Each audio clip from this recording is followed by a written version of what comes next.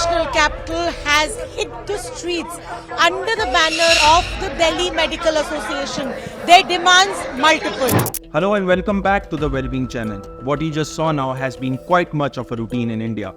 Doctors are often taken for granted, considered as soft targets and face relentless attacks of violence. In fact, in a recent study by the Indian Medical Association, it has been found that more than 75% of the doctors have faced violence at some point of their life. This is unfortunate, distressing, and we need to talk about it today because it's important for you, it's important for me and everyone around us.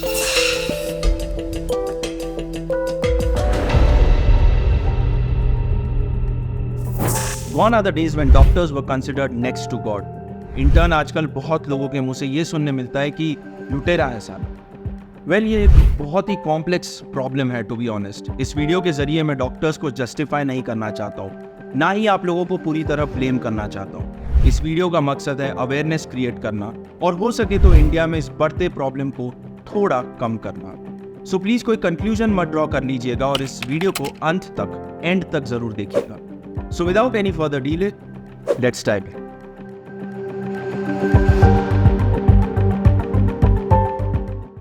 पहली बात हम ये समझ लेते हैं कि doctors के against violence इतना बढ़ क्यों रहा है। इसके बहुत सारे रीजंस हैं और इस पर संक्षिप्त में थोड़ी चर्चा कर लेते हैं। सबसे पहला और अहम कारण है कम्युनिकेशन इश्यूज।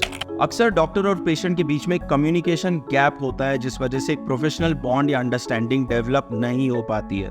इसलिए ये बहुत जरूरी है कि पेशेंट और मरीज का हेल्थ स्टेटस या कंडीशन डॉक्टर के जरिए उसके फैमिली मेंबर्स को पूरी तरह पता हो और पेशेंट के कंसर्न्स, उनके फैमिली मेंबर्स के कंसर्न्स डॉक्टर्स को पूरी तरह पता हो। दूसरा कारण है अनरियलिस्टिक एक्सपेक्टेशंस।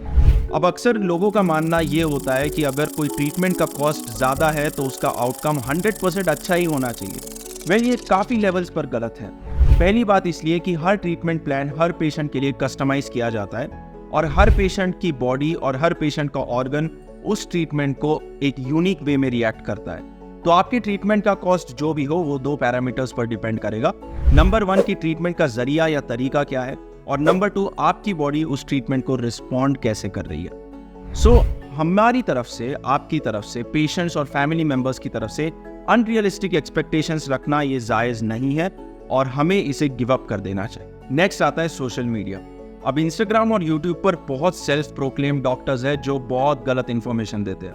आइए देखते हैं एक ऐसे इन्फ्लुएंसर को जिसके अराउंड 2.3 मिलियन फॉलोअर्स है इंस्टाग्राम पे और वो ये चीज प्रमोट कर रहा है। आपको चश्मा उतारना है और 6 महीने हैं। आप मेरी जर्नी से 1% इंस्पायर होके मेरी कहानी सुन लो, क्योंकि विटामिन ए और विटामिन B12 मैंने दबा के अपनी डाइट में रखा और आई एक्सरसाइजेस करी। अब वो जो डाइट मैंने करी वो विजन गेन टैबलेट्स mridulmadhok.in पे मिलती है। वो आप 2 टैबलेट्स एक सुबह एक शाम ले लोगे, आपकी वो डाइट वाला कोशेंट पूरा हो जाएगा, साथ साथ बैलेंस डाइट लेना। आई एक्सरसाइजेस आप गूगल से देख लो। 6 महीने आप मुझ पे भरोसा करो, आपका चश्मा उतर जाएगा। मेरा तो उतर गया था। पुरानी फोटोज और आपकी नई फोटोज सामने। Now myself being an eye surgeon, मैं आपको ये डेफिनेटली कह सकता हूँ that this is utter bullshit. ये आपको बस मिसलीड कर रहे हैं। Please do not trust such quacks and risk your health. अगला कारण है इंडियन हेल्थ केयर सिस्टम और इंडिया में डॉक्टर्स की कमी होना। Now, Indian population is more than 142 CR as of today, surpassing that of China, of which more than 2/3 of the population resides in the rural areas. This population will afford and can afford treatment only in government hospitals. इसलिए government hospitals में भीड़ बहुत बढ़ जाती है और अक्सर ये hospitals up to date नहीं होते। इसका कारण है कि इंडिया सिर्फ 1.2% of the GDP खर्च करता है हेल्थ केयर पर, as opposed to US, which spends around 17.8% of their GDP on healthcare. तो गवर्नमेंट हॉस्पिटल्स में भीड़ के कारण काफ़ी गड़बड़ मची रहती है, जिस वजह से एंग्जाइटी और फ्रस्ट्रेशन का माहौल बन जाता है और वायलेंट अटैक्स के चांसेस काफ़ी हद तक इंक्रीज हो जाते हैं। अब कुछ डॉक्टर्स की इमेज ऐसी बन चुकी है that these doctors are profit focused या प्रॉफिट ओरिएंटेड, एंड इस वजह से एक नेगेटिव परसेप्शन क्रिएट हो गया है सोसाइटी में अगेंस्ट द डॉक्टर्स। ये बात मैं आपको डेफिनेटली कह सकता हूँ कि ये हर केस में सही नहीं है।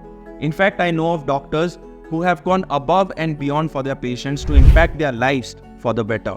Doctors as professionals do deserve their share of pay, and her doctor का प्राइमरी मोटिव होता है आपकी हेल्थ ठीक करना। Still, अगर आप satisfied नहीं है, so you can always exercise the right of second opinion and consult some another doctor as well. Now, having said that, there are some really cheap and insensitive professionals जो illegally और unethically patients को treat करते हैं। इसका एक extreme example हमने Gabbar movie में देखा था, जहां पे एक डेड बॉडी को ट्रीट किया जाता है। वेल, इन केसेस को लॉफुली डील करना चाहिए and such doctors should definitely be punished under relevant sections of the law. अब एक बहुत बड़ा फैक्टर जो इंडिया में है वो है mob mentality and political involvement. It is rightly said that mob has no brains. They often act out of impulse and emotions. Political involvement in the form of taking charge and humiliating doctors are often seen in this country. मैं इस sensitive मुद्दे को ज़्यादा touch नहीं करना चाहता because every one of us knows the why, when and how of this. आखिरी point है डॉक्टर्स की सिक्योरिटी। डॉक्टर्स की सिक्योरिटी स्पेशली इंडिया में बहुत हद तक कॉम्प्रोमाइज है। कैसे भूल सकते हैं doctor Vandana Das, an intern from Kerala, जिसको एक पेशेंट के ड्रेसिंग के दौरान उसी पेशेंट ने स्टैब कर मार डाला। Doctors don't deserve this. Security is a prime need with appropriate laws which are strict and implemented as well. This is an urgent need and appeal. ये सारी बातें मैं आपसे इसीलिए कर रहा हूँ क्योंकि वायलेंस से ना तो किसी का भला हुआ है और ना ही कभी होगा। It causes emotional, mental and physical distress to the doctors, और इस वजह से वो अपनी ड्यूटीज अच्छे से परफॉर्म नहीं कर पाएंगे, विच इज़ वेरी ऑब्वियस। और इसका इफेक्ट आएगा हेल्थ केयर सिस्टम पे, जो और क्रिपल होगा, और नुकसान इसमें दो तरफा है, पेशेंट्स का एज वेल एज डॉक्टर्स का। सोचिए अगर ये वायलेंस ऐसे ही चलता रहा, ऐसे ही बढ़ता रहा, तो कोई भी इंसान अपने बच्चों को इंडिया में डॉक्टर क्यों बनाएगा? India needs doctors, we need better health care system as well, and violence is definitely not the answer my dear friends. इस सिचुएशन को बेहतर बनाने के लिए मैं आपसे सिर्फ 4 चीजें कहूंगा। सबसे पहला तो प्लीज इम्पल्स में कोई स्टेप ना उठाए, गूगल से अपने ट्रीटमेंट की सलाह ना ले, सोशल मीडिया के क्वैक्स से बचकर रहे, और अगर आप एक डॉक्टर है जो ये वीडियो देख रहे हैं, so please remember stamp, STAMP, remember stare, tone, anxiety, mumbling and pacing. These are the warning signs of an expected violent attack, so please take care in such situations. I hope I have done justice to this very sensitive yet important topic, breeding grounds around us. Mention in the comment section below any other point you would like to discuss or address, and let's get talking on this very topic. Take care, trust and respect your doctors, and please, please, please do not resort to any form of violence on doctors and in general as well. So like, share and subscribe, and until we meet again, see you around and Jai Hind.